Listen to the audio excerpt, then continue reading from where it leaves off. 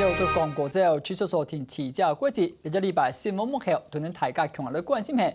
貴州禮拜你看到全球嘅股市上上下下，從來錯人小非常強弱。大早開盤，你看到就錯完步，美國嘅股市就跌到1000點之後，台股開盤跌到300點，做乜嘅轉同埋安泰一連串嘅問題，今日節目地圖為大家繞強度嘅係談講大學財經呢李木強李教授，老師您好。盛元好，各位觀眾朋友，大家好。其實我約老師來的時候是星期四，那時候我只看到說上週五美股大跌500多，然後緊接着週一跌了1175，結果台股在第二天過度反應，我們跌了500多點。想不到今天早上在我們錄影之前，看到美股已經又跌了1032點，然後台股開盤也跌了300多點。首先我想要請教老師，為什麼短短這一個禮拜當中，我們看到全球會有這麼大的震盪，市場發生了什麼事？好的，這個我跟各位觀眾朋友來做一點這個分析哈。就我這個長期的觀察來看哈，那這一波美股的一個，我們現在只能講修正啊，哈，還不能斷言是不是發生這個未來這個危機啊。那這個我覺得主要有5個重要的因素。那第一個來講哈，像這個美股呢，事實上這個是一個漲多回檔。如果我們從短期去看哈，那為什麼會這個漲多回檔？老師，您的短期是講川普上任之後這一年嗎？對，我從這個近到遠哈來講。第一個來講哈，你看如果從近期，那美股從去年12月到今年大概我們2月初的一個高點，那已經漲了超過1成啊，這是非常短的時間啊，那漲了1成。那另外如果我們從川普上任到一樣到這個高點，那川普上任的時候大概是2萬點左右，啊，所以那2萬點漲到最高點是26600多點，是，所以你看漲多少？漲了6600點。啊，漲幅呢超過3成，只有1年而已。對，非常短的時間啊，所以這個速度非常快。那如果更長呢，不用講了哈。如果從1987年是這個崩盤之後2600多點到26000多點，哎，整整漲了10倍啊。是，好，所以漲多回檔啊，這是第一個。那第二個來講啊，就是所謂的一個這個債券，債券市場，殖利率已經超過3%了。為什麼債券市場會出問題呢？因為過去來講，這個債券市場主要是因為美國實施 QE，那撐起了這個債市的一個多頭。那債市的多頭已經很長的時間，可是呢，這個2014年底啊，2014年底這個 QE 退場之後，那債券市場呢失去了這個支撐的力道。好，所以我們看到在這個1月底，那債券市場的殖利率已經攀高了，到達2.4左右。那在2月2號呢，攀得更高。到達這個2.85，對，啊，所以這個債券市場會不會走入空頭，這是很多人呢覺得這個比較憂慮的一個地方啊，所以當然連帶的影響到股市啊。那第3個來講就是這個大家擔心這個通膨啊，那通膨呢，我們也可以從這個 Fed 的升息，Fed 升息呢從2015年到去年，那總共升息了5次。好，那今年呢，很多人預期說，哦，可能會升息呢，這個3到4次，所以這個市場呢憂心通膨啊，那也是這一次呢啊，這個造成崩跌的一個因素。那另外還有一個因素就是市場因素。什麼市場因素呢？這個我們知道，這幾年呢，所謂理財機器人非常的盛行。是。那過去我們叫程式交易。對。啊，華爾街非常盛行理財機器人。那理財機器人呢，事實上就是透過程式的設定。譬如說好了，那當殖利率接近2.8，或者是說我們這個盤中呢大跌5%，那這時候呢，這個程式就自動下賣單。好，所以這樣的速度呢，就有所謂助跌的這個效果。那另外一個重要因素就是說，這幾年呢，這個有一個商品非常熱門，這個商品叫什麼？叫做 ETF。台灣很多檔。啊，這個叫交易所的啊一個這個基金啊，那這個基金呢是屬於一個被動式的基金，就追隨這個大盤，啊，所以這個根據統計呢，你看 ETF 全球 ETF 這個基金累積已經非常大，非常龐大，所以一旦呢盤勢有變化的時候，那你看這個也有助跌的這個效果。好，所以我認為這幾個因素是佔短期至少一個崩跌的重要因素。我这样子问哈，老师刚才提到的5点的因素里面，其中有一点我特别感兴趣，因为这跟未来长期美国的这个结构性的变化有比较明显的关系，就是川普他实施减税，然后要扩大公共支出，所以就接下来这个长期来讲，其实美国发行公债的量势必是会增加。那老师刚才讲这个美国公债也会影响股市的表现，所以未来1年预算的赤字跟公债它供给都会增加的时候，势必对债市不利，我们也可以预期对股市也不利吗？对，这我们知道美国的债务已经累积到超过20兆美元啊。那川普呢又实施这个大幅的减税。那再来呢，他又要这个扩大基础建设，也就是扩大这个公共的这个财政的支出。那势必呢，这个美国呢要提高这个举债的上限。好，那提高举债上限呢，那怎么样去因应这样的裁员？那当然就是发行公债啦。那发行公债，我们知道债券的这个供给增加，价格就会下来。是，价格下跌之后，那殖利率就会上升。我们现在已经接近这个2.8几，快就到2.9。现在到3，是，所以市场上有一个叫魔术数字那个叫3 ，Magic number。对，如果接近到3%，那大家都会忧心债券市场会不会真的走入空头？那债市走入空头，当然就影响到这个股市了。那从上周我们会以为到了那一波的1175之后，好像修正暂时，因为后来就拉回了，然后盘中起伏将近1000点，从大跌500又拉回500多点。今天我们又看到这个又跌了1032点。照这一波的这个走势来看，老师刚才讲这只是修正，我们暂时不能断言它是不是如同之前我们的金融危机或者是风暴。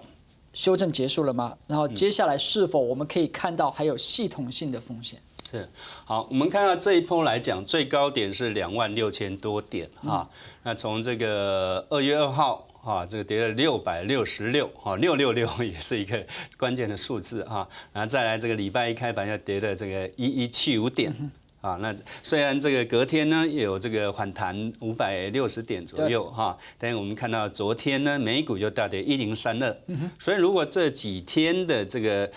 不管是涨幅跌幅加起来，那总共是跌了大概2200点左右。如果按照这个我们讲这个黄金法则来看那一般就是说第一波的这个修正点大概在1/3，也就是说如果我们从这个6600点去算的话，那1/3就是2200点，差不多了。是，所以这个刚好满足第一波的这个修正。那黄金法则来讲，就第二波的修正就2/3啊。那2/3如果盘势还继续往下走的话，那可能满足点会见4400点。那更惨的是，如果真的4400点之后再往下，那最糟了就可能衍生成金融危机。问题是现在我们可以看到有任何可能会引爆金融危机的潜在风险吗？我觉得目前是有的。我这样问，美国的经济数据来看，包括就业率、失业率，然后其他这个川普讲的好的不得了，可是实际上是如此吗？是，这个美国的经济好是因为相对过去的基期比较低。但是如果就过去这个美国的这个龙井时代的那个经济成长率来讲，现在美国经济成长率大概就是2.5%嘛。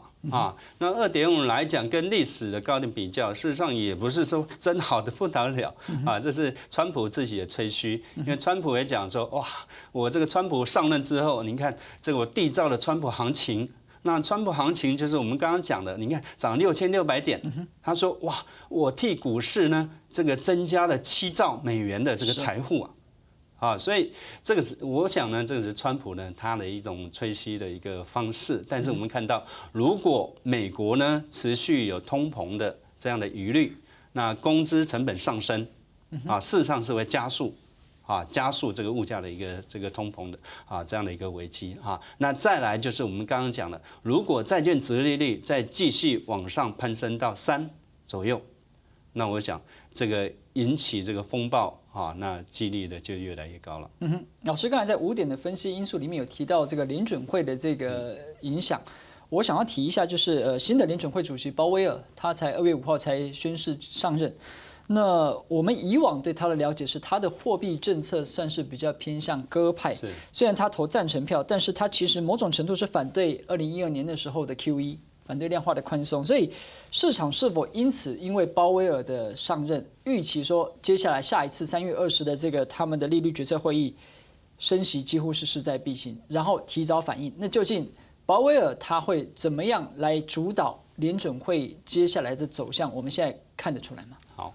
这个我们知道，这个联准会的这个升息呢，是从2015年开始就是说这个2015年呢，这个12月第一次升息，那再来就是这个2016年的这个年底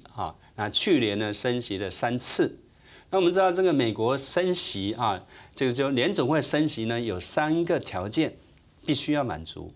那第一个来讲，当然就是说经济成长率。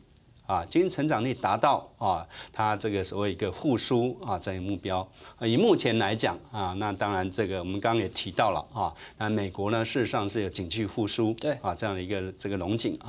那这一点是满足。那第二个来讲呢就是所谓这个就业率就业率表现得相当不错那没有错，我们看到最近的几个数字来看，那美国的就业率事实上是有提升，或者是非农的，或者是这个其他的就业率也就是说，川普讲的，我川普上任之后，那增加了240万个工作机会。他特别强调非裔跟西裔的就业率创下新高，是没有错所以就业率来看那当然这个满足那另外一个重要因素就是什么？就是通膨，是通膨指标那么在这个联准会设定通膨的指标呢是2%，是那虽然目前距离这个2%还有一点点的距离但是我刚刚提到了，因为随着美国这个工资的一个成本的上升那事实上呢这个也可能加速这个通膨这样疑虑所以就我个人的一个看法来看那这个因为呢，大家这个忧心这个通膨所以在3月这一次来讲，即使鲍威尔他过去他所持的态度是倾向一个鸽派，对但是呢，这个联准会里面当然也有这个很多的这个鹰派而且呢，市场当然普遍也认为说，这个今年可能升息到3次到4次，都是合理的。对，所以以3月份来看，我觉得升息的几率是非常高的。所以投资人也预期了升息，但却过度反应。是。OK， 老师，谢谢老师上半场针对美国这个局势以及这个经济的变化带来的分析。你先谢困呀，下半场当然我来关心係，特別美國喺你聽你喺美國佬，你攞到很拿到200隻空中，做乜你都會高度反應，現在就公司過來參考，攞到現場的感受。老師，下半場我們就會把時間回到國內，包括說。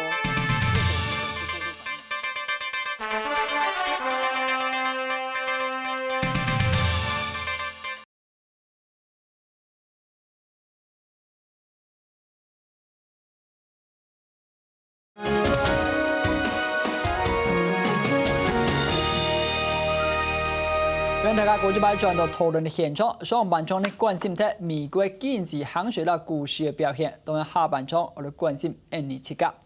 老師，我先問一個問題，就是每次我們看這個，我們當然知道美國世界第一大經濟體，它一向是各國的領先指標。那美股漲，我們跟着漲；美股跌，我們跟着跌。可是這一次，你看這個修正，為什麼我們總是要在跌的時候領先美國？那一天它跌4.5%，台股隔天跌個5%。什麼原因造成這種結果？我們知道這個台股來講那第一點來講，我們台股為什麼這一波會漲這麼多那大家知道，那應該就是所謂的這個外資那外資這個熱錢呢，到了流進來。我們從這個央行的一些數據可以看到外資在今年1月份。這最新的統計資料，它佔我們外存底呢，我們佔了這個4500多億那我們外存底呢，這個是目前呢是5500多億，所以已經佔了它接近90%，嚇死了那另外一個指標呢，外資佔我們總市值呢大概40%，對，所以各位可以看到，那特別是我們很多的權值股，比如台積電，是，譬如說鴻海，那台積電呢外資就佔了80%。所以每次呢，美股呢有所謂這個股災這樣一個情況，那跌最慘當然就是這些權值股。那權值股因為影響大盤重，所以台股呢相對也重。那另外我們再來看，這個像台積電、像鴻海、像中華電這些大型的權值股，那在美國都有發行這個 ADR。對所以 ADR 呢變成這個領先指標。那另外还有一个重要因素哈，就是所谓外资呢是非常擅长所谓程式交易，所以只要美股大跌的时候，那隔天台股一开盘，程式交易就会自动卖单。对。好，所以这个也加速了台股的这个卖压。好，所以每次呢，我们看到这个美股啊在崩跌的时候，那台股不例外。对，像昨天一开盘啊，昨天美股跌的这个1032点，那台股呢一开盘就这个不久就跌了将近300点。是啊，那另外一个就是说，这个台湾的散户呢，当然我们这个一般也是这个只要这个有风吹草动，那加所谓的这个过度反应这样一个情况。但老师，刚好就您现在提的这一点，我们把两者结合在一起。你说我们的这个40%都是外资所持有的，更不要说那些这个大型权值股，甚至高到80%都是外资持有。所以这一波往下的修正，反而让我们其实好像散户受害的不多喽。对，因为我们这几年来看呢，就是说散户的比重已经慢慢的减少。但是虽然不多但是呢，不是说这个没有受到伤害仍然很多外资很多这个散户呢他是这个追着大盘在跑，也就是说，这个我们看到这个有一个重要的指标叫做这个融资余额那融资余额代表就是散户的一个进场状况那融资余额往往就是股市在这个高点的时候，那融资余额这个量是增加的，所以我们也可以看到这一波来讲那台股呢已经涨到大概这个1万涨到这个已经在1万这个接近800点11000了那我们看到融资呢这个稍微这个量就有增加的情况，那代表有些散户在高点进场，那在高点进场的散户，他的受伤就非常的大。那接下来2个问题，我想要把台湾跟美国做一个对照。2件事情，第一个就是央行总裁这件事情。我们刚才看到说鲍威尔上任，其实台湾刚好这个我们的客家籍的这个彭总裁他卸任，然后换成这个金融总裁上任，刚好台美的央行总裁换人，究竟央行总裁他在市场面或者在这个经济政策的决策上，他扮演的角色是什么？他会有多大的影响力？那是否台美皆然？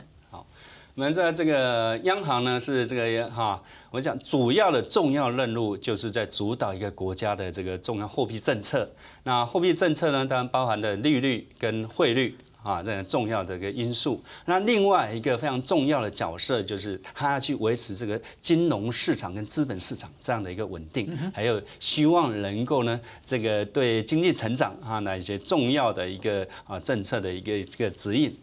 那因为这个每个国家的这个经济规模不同，所以它的影响力也不一样。比如说这个联准会来讲，那联准会在美国是全世界第1大经济体，所以它的货币政策那牵一发而动全身，动静观瞻。对，那台湾的货币政策，当我们有我们自己的货币政策，可是我们的货币政策就会受到联总会它的一个牵引，包括彭淮南关卡嘛。是的，没有错。所以，那在央行总裁2边都换人的情况之下，会对接下来的经济走向，因为货币政策而有一些修正吗？我想会的因为经济政策呢，当然是随着这个市场经济的变动来做一个这个动态的调整。就好像说，我们过去呢，这个汇率政策有一个动态就是彭总裁这个任内呢，常引用一个动态均衡的一个调整。但是我们看到这一波呢，这个汇率大幅的升值。那到升值之后呢，我们这个动态均衡调整的策略就比较收敛一点。为什么比较收敛呢？因为这个美国的财政部呢，这个把它的贸易对手国呢，常常这个每年的这个4月到10月就会公布一个汇率操纵名单你看4月快到了。有啊，母亲又要对上这个中国了，没有错啊。所以我们这个央行的这个汇率政策就会受到了美国财政部这个发布指标的这个影响了另外一个对照的指标，当然就是我们刚才提到美国减税，然后扩大公共支出。我们看到我们自己也减税，没有错。那究竟美国减税，我们也减税，所预期的刺激效果是雷同的吗？这个美国呢，这个就是川普呢对中小企业呢大幅的减税那当然这个对中小企业或者一般企业来讲是一个这个利多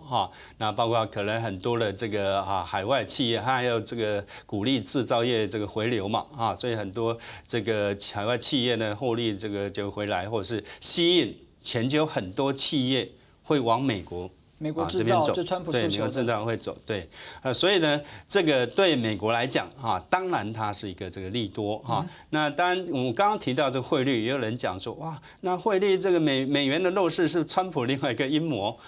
因为你看，在这个美国企业海外获利，因为美元贬值，它增加了，获利增加了。而且呢，美国的这个外债也减轻了。他刚刚不讲自己也是汇率的操纵国。是啊，你看这个日本、中国，它就这个持有这个大量的美国国债，中国最惨，中国最多，就这惨的嘛。所以这个减税当然是一个利多，也就是说这一波我们看这个去年12月，那川普呢通过这个税改方案之后，你看美股也就是在涨这一波嘛。那台湾呢？这个当然我们现在在这个通过这个减税那包括个人所得税跟这个企业的这个营利事业所得税那因为这个税的第一个税的这个幅度的这个不同那再来呢就是我们的整个经济的模式差异也非常的大。所以这个减税的效果如何就理论上来讲，那减税当然这个可以帮助这个消费跟促进这个投资促进经济的成长可是这个会不会有这样的效果？当然还有一段时间的这个观察，因为可能还有一些这个负面冲击嘛比如说减税来讲，那减税我们的这个整个财政的收入就要减少啦，是吗？损失将近200亿。是啊。是所以这个能不能这个你增加了这个效果，能不能去抵消这个减税这个减少这个收入的效果，那可能还在观察了。老师讲到观察后，大家在期待迈入狗年是狗来富。是。那2018就老师长时间对台湾经济的关注，有哪一些指标我们要特别注意？好了，我们在就台湾这个经济成长来讲当然这个大家普遍预期说，因为随着全球经济成长的复苏，那我们今年的经济成长应该也不错才对啊。对，你看我们这几天才发布了我们的出口的数字，连续呢16个月的成长，非常亮丽。所以甚至这个瑞银它也提高台湾经济成长预测到3%，台经院也上修了，中经院也上修了，没有错当然这个只是预期是未来实际的这个经济成长力当然还要这个看经济的这个变动如果这个我想全球如果这个股市呢有出现大幅的这个修正那甚至影响到企业这个获利那这个未来呢是不是这么乐观？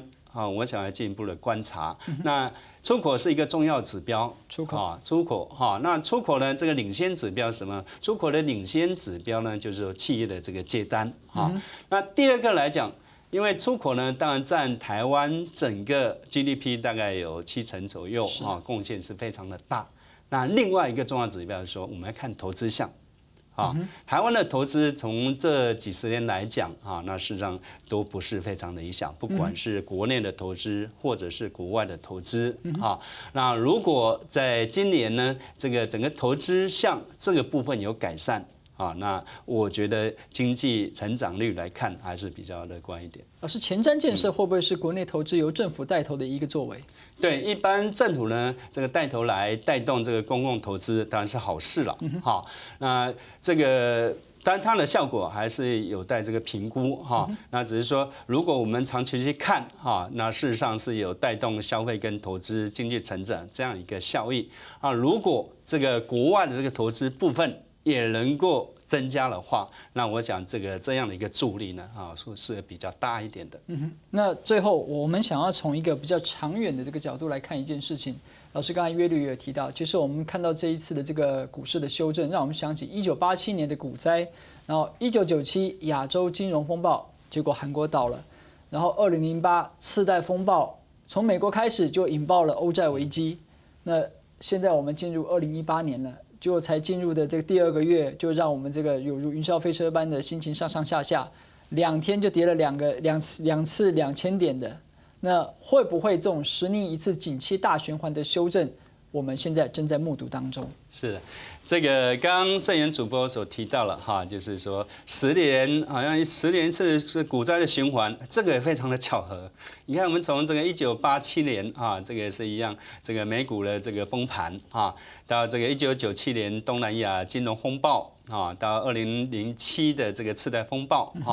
当然，这个1997年是因为这个泰铢的这个贬值所造成那1987就是前段就是所谓资产泡沫。沫啊，还有甚至中间还有2000年的这个网络的泡沫啊，所以是非常的这个巧合。我们如果这个综合过去几次股灾的这个经验来看哈，那事实上大部分都是因为资产价格过度的膨胀，也就是说这个泡沫呢，这个吹得太大了。